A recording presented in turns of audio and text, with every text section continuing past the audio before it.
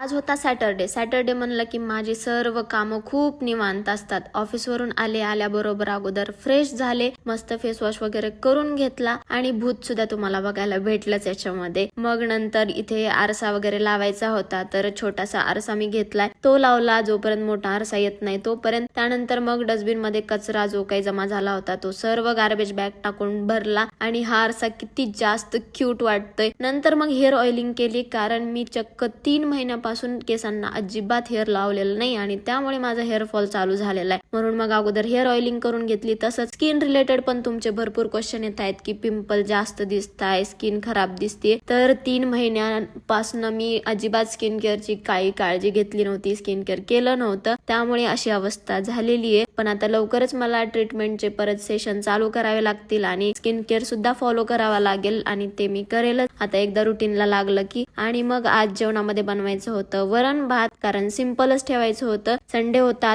दुसऱ्या दिवशी, त्यामुळे मग म्हणलं मस्त असं सिंपल असं वरण भात बनवू आणि तेच खाऊ. आणि तुमचे सर्वांचे भरपूर जणांचे क्वेश्चन येत होते की खुशी टोनी कुठे आहेत, खुशी टोनी कुठे आहेत. तर त्याचा मी युट्यूबला लॉंग व्लॉग बनवला आहे, त्याच्यामध्ये सर्व काही सांगितलेलं आहे, तर ते नक्की जाऊन चेक करा. त्याच्यामध्ये तुमच्या प्रश्नाचं उत्तर तुम्हाला भेटून जाईल. नंतर मग मस्त जेवायला घेतलं आणि जेवण केलं.